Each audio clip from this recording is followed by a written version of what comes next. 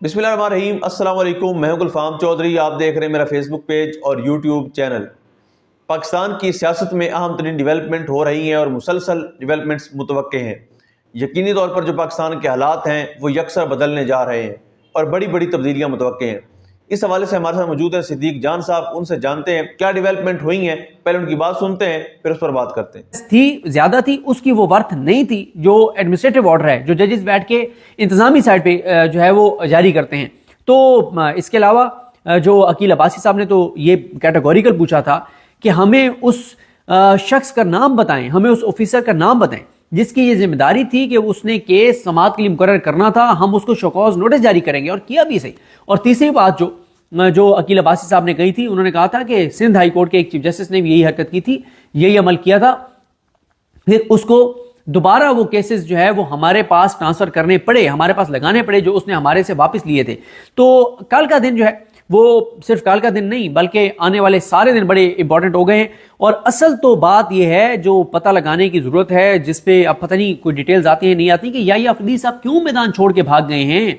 और बल्कि मैं आपके सामने कुछ चीजें रखना चाहता हूं जो हसनात मलिक साहब ने बड़ी इंपॉर्टेंट चीजें कही हैं याहिया अफरीदी साहब के हवाले से, वो जरूर आपके साथ शेयर करना चाहता हूं।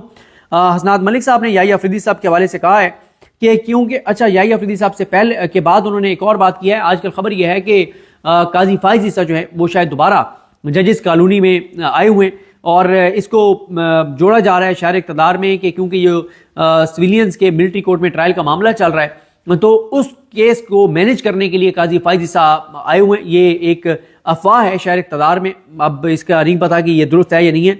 और हसनात मलिक साहब कहते हैं कि क्योंकि सिविलियंस के मिलिट्री कोर्ट्स में ट्रायल का केस चल रहा है, इसलिए कुछ लोगों को दोबारा जजेस कॉलोनी में बिठा दिया गया है। उसके बाद हसनात मलिक साहब कहते हैं कि ये निज़ाम इतना कमज़ोर है कि मंसूर अली शाह की एक समात पर हर तरफ दौड़ें लगी हुई हैं, कि एक समात किया मंसूर अली शाह साहब ने और हर तरफ दौड़ें लगी हुई हैं। हसनात मलिक साहब कहते हैं कि चीफ जस्टिस याहिया अफरीदी 65 साल से जायद उम्र के शख्स को इसलिए रजिस्ट्रार सुप्रीम कोर्ट ले आए हैं कि मेरे साथ गोल्फ खेलता था, मेरा अपना बंदा है। अब अंदाजा लगाएं, 65 साल से ज्यादा उम्र का रजिस्ट्रार ले आए सिर्फ इसलिए कि अपना बंदा है। हसनात मलिक साहब कहते हैं कि पूरी कोशिश की जा रही है कि जस्टिस सैयद मंसूर अली शाह मुस्ताफी हो जाएं या मुकम्मल तौर पर खामोश होकर बैठ जाएं। फिर हसनात मलिक साहब कहते हैं कि इसमें कोई दूसरी राय नहीं, कि justice Yahya Afridi same page पर हैं, वो पूरी सहूलतकारी करेंगे। जस्टिस याहिया अफरीदी पूरी तरह से कमिटमेंट करके आए हैं कि वो अदालती निज़ाम को पूरी तरह तबाह करेंगे। हसनात मलिक कहते हैं कि जस्टिस याहिया अफरीदी किसी के 60 जजेस अदलिया पर मुसल्लत करेंगे, ये सबको पता है कि पूरे सबको पता है कि किसके ये 60 जजेस, क्योंकि पांचों हाई कोर्ट्स में और सुप्रीम कोर्ट में कुछ 60 जजेस लगने हैं, और वो सारे जजेस जिस तरह के लगेंगे वो आपको भी पता है, मुझे भी पता है।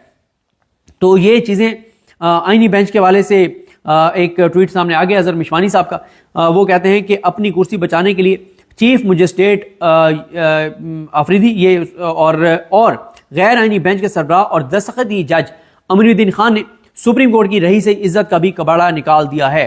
तो आज पूरा दिन याहिया अफरीदी साहब पे बहुत तनकीद हुई है, तनकीद बनती भी थी। उसकी वजह यह है कि याहिया अफरीदी साहब ने अपनी जो है वो एक प्रोटोकॉल के लिए, क्योंकि आजकल उनको सदर पाकिस्तान का प्रोटोकॉल दिया जा रहा है, तो उस प्रोटोकॉल के लिए या बाकी जो भी उन्होंने अगर कमिटमेंट्स की हैं, जो इल्ज़ामात लग रहे हैं कि उन्होंने कुछ कमिटमेंट्स दी हुई हैं, तो उसके लिए उन्होंने जो है वो अदलिया को बिल्कुल टके टोकरी कर दिया है और रई से साख भी ख़त्म कर दी है। तो अब सुबह क्या मंसूर अली शाह साहब ये कहेंगे कि जो केस है वो आयशा मलिक साहबा की भी उस मैच में शामिल हो और 11:30 बजे उसके सामने लगाया जाए, या दो जज जो हैं वो अकील अब्बासी साहब और मंसूर अली शाह साहब भी कोई बड़ा हुक्म जारी कर देंगे, ये देखना होगा। और जो 26वीं आईनी तरमीम का केस लगा है 27 जनवरी को, उस पर अलग से बात भी करेंगे। और मुझे लगता है कि अब मिलिट्री कोर्ट्स वाला केस जो है वो डिले होगा, क्योंकि मुझे नहीं लगता कि मिलिट्री कोर्ट्स वाला केस 27 जनवरी तक डिसाइड हो सके। तो इन चीज़ों पर नेक्स्ट वीडियोज़ में बात करेंगे, और ख़ास तौर पर आपके साथ शेयर करना है इस्लामाबाद हाई कोर्ट का जो आंखों का अहवाल है, आज वहां पर क्या होता रहा। कल का दिन जो है वो सिर्फ कल का दिन नहीं बल्कि आने वाले सारे दिन बड़े इंपॉर्टेंट हो गए हैं। और असल तो बात यह है जो पता लगाने की जरूरत है, जिसपे अब पता नहीं कोई डिटेल्स आती है नहीं आती, कि याहिया अफरीदी साहब क्यों मैदान छोड़ के भाग गए हैं। और बल्कि मैं आपके सामने कुछ चीजें रखना चाहता हूं जो हसनात मलिक साहब ने बड़ी इंपॉर्टेंट चीज़ें कही हैं याहिया अफरीदी साहब के हवाले से, वो ज़रूर आपके साथ शेयर करना चाहता हूँ।